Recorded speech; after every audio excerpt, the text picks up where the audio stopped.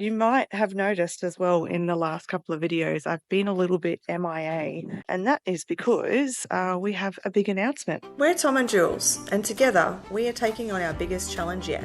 Join us as we tackle fencing, cattle, and everything it takes to bring this land back to life.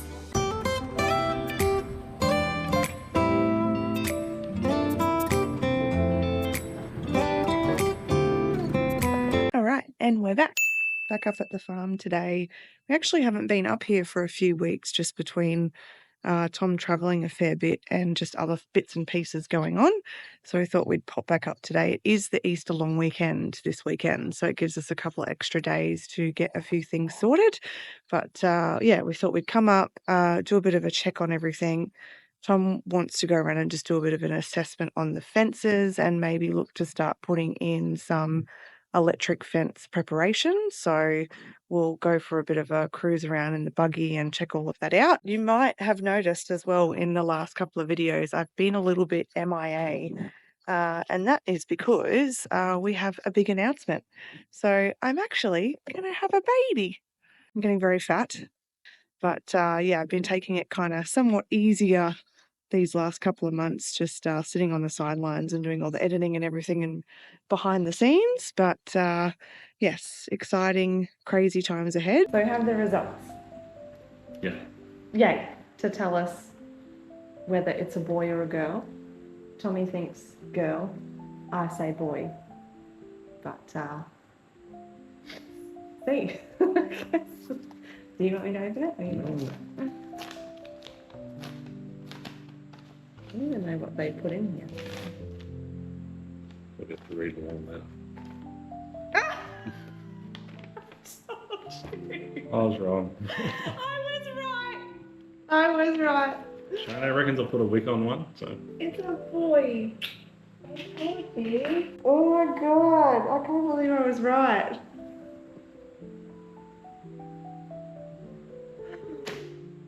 He's going to be feral.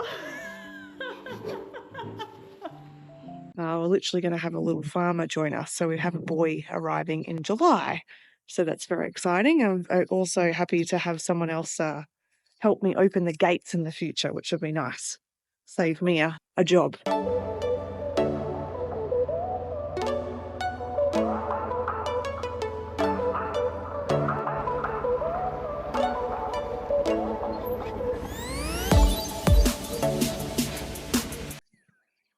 Hello.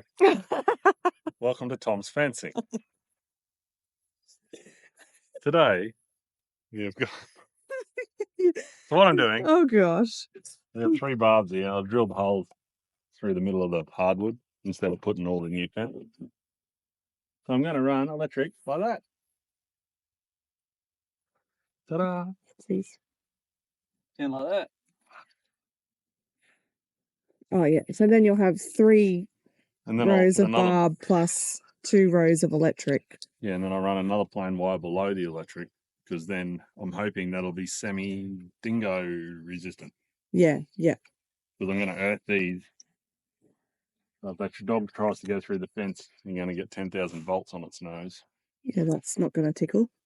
Down the other side, where we've put all the new Endura Posts, it'll be a lot better exclusion fencing. Yes. But here, this is sort of... We'll do for now, and we'll see how it goes, because I've already got the fences here. So there's no point pulling good hardwood timber down just to put Endura Posts in. Yeah, gotcha. Yeah. But I would rather have everything as Endura Posts. Yeah, yeah. Endura Posts should sponsor. Just saying. I should be a salesman for Endura Posts. What we will do too, if we've got time today, is take you for a drive along where Tom has used the Endura Post. So it's one of the projects he did while I was down and out, feeling very sorry for myself because I was pregnant. Hey, Tom. Or nearly pregnant, and morning sickness wasn't treating me very well. She was just carrying on. Tom thinks I was just carrying on. A lot of fencing to do, and she's like, how do I get out of this? I know. Get knocked up. She's not That's even really not what happened. She's just banging pizzas. He just thinks the belly's actually not a baby and it's just beer and pizzas, but I can assure you it's a baby. So anyway, we will take you for a drive and show you the back valley that Tom was able to, fully do with Endura Post and put all new barbs through. so that at least this whole side of the property is now secure in terms of fencing, which is why he's now working through adding the electric kind of conduit, I guess, would you call it? I don't know, insulators, whatever they are, so that we can, make this as dingo proof as possible, because ideally the next step that we want to see happen is obviously, well, we still need to fix the other boundary fence with the neighbour, but we would ideally in the future like to bring the sheep up from home base, and they could use essentially the laneway of the entire property as their kind of paddock, I guess. And in the hopes of adding electric to it all, we'll keep the dingoes out, which will mean we'll keep the sheep safe, hopefully. Anyway, we'll take you for a drive and show you that later. We'll keep working along this fence line here, adding these electric insulators.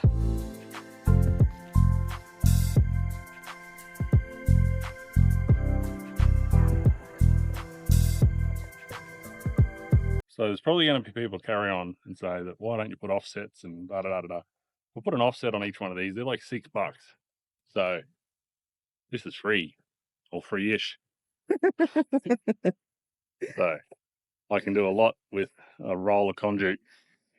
So Is it conduit or conduit? oh, conduit. Tomato. Oh, conduit if you're American. Okay. If you're Australian, just say conduit. Yeah, okay, because we're lazy, but yes. But yes. So I'll show you the drill I got. Yeah, so we'll drill some more things out later on. But yeah, that's why I'm doing this. And yes, the electric fence is supposed to be offset to the barb, but we do what we want. not here.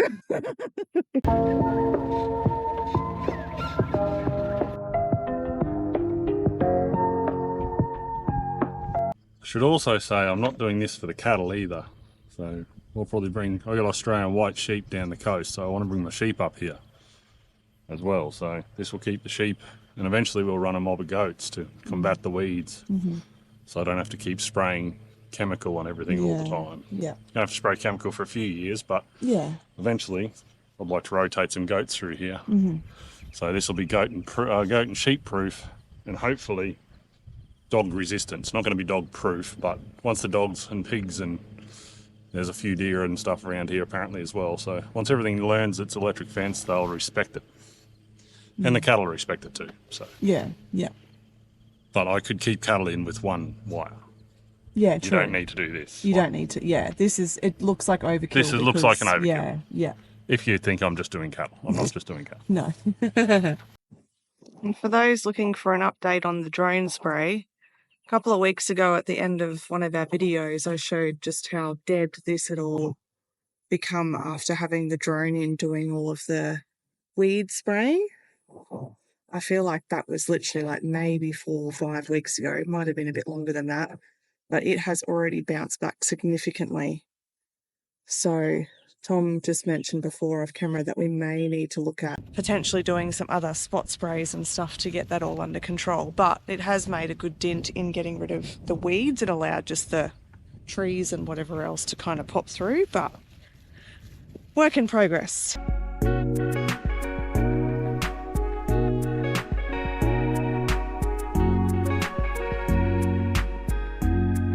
Endura Post. Ta-da! Effectively hard plastic star pickets. What I liked about them is they don't rust, they don't do nothing. When you put them in, they look like all over the place. When you tighten the wire up, it looks dead straight. Makes a sort of suspension fence. Yeah, so if a cow comes full tilt at it and especially in a laneway, if you did that to a star picket, it stays like that. Yeah. These just bounce back straight. Yeah. Shit's look down the thing. Watch the shock wave.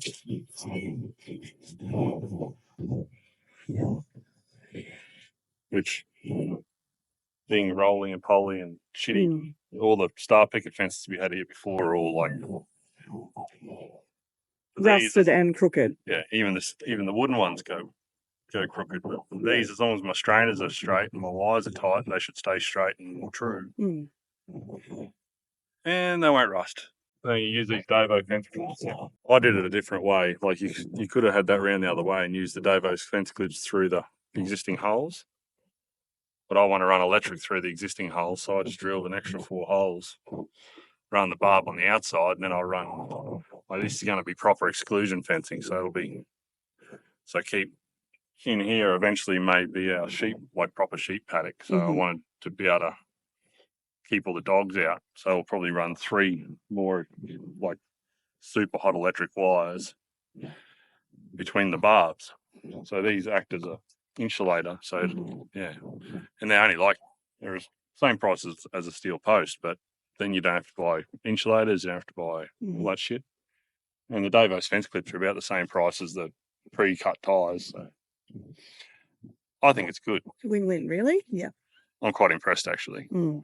Like, we'll see how it goes long term, but I was very impressed when I was putting them in. I won't be putting steel pickets in ever again. Yeah. Unless these crumble in the sun or something silly like that. But we'll see. I'll put a link in the description for both of those products, so the Endura fence post and the Davo's fencing clips, just so if anyone's interested in doing their own research or using the products. And I'm not We rate them. Probably. They can sponsor me if they like. Yeah, probably should not. Yeah, it's definitely not a sponsored thing. We just saw the products. Tom's done a bunch of research on them. The amount of fucking people I've told about them, they should sponsor. Yeah, exactly. We're giving them a whirl. They seem to both be a great product so far. So, yeah, I'll pop a link in the description and check them out.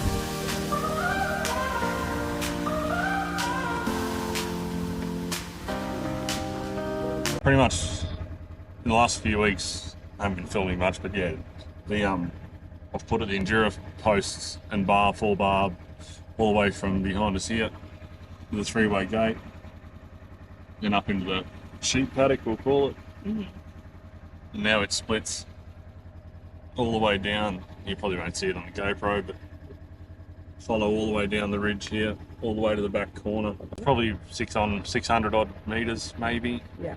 And a whole heap of strainers and a whole heap of gates. Show some gates down here, but once I put the electric through it, hopefully it'll keep. We've got a heap of pigs come on here as well, so pig diggings everywhere. So the electric should keep the pigs out as well. But we'll see.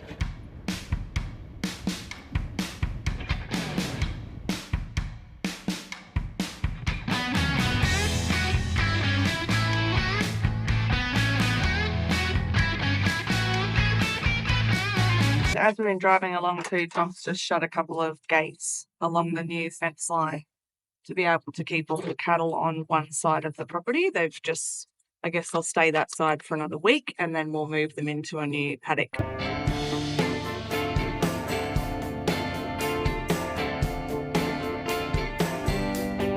So this is the back corner, big pine tree.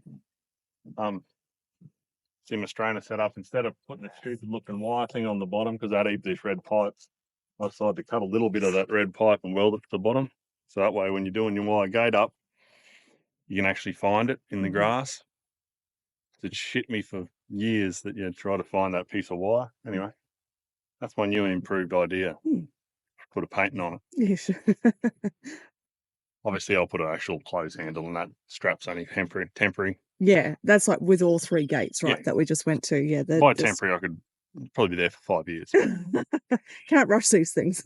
It's there for now. Yeah. But it works. Ta-da.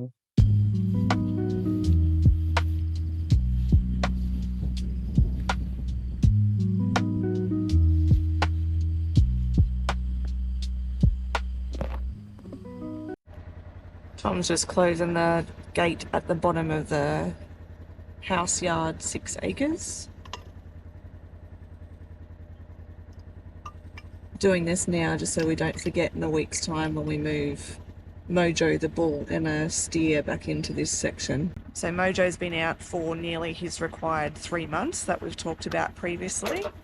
Hopefully in that time he's put all of the cows and heifers in calf. And then the plan will be next week to pull him out. Otherwise, what would happen is you'd be having calves way too late into the year. So we'll pull him out, give him a friend in the paddock here, and then, yeah, basically wait a couple of weeks or a month or so to then preg test all the cows and heifers. And then whoever isn't in calf will go off to the sale yards.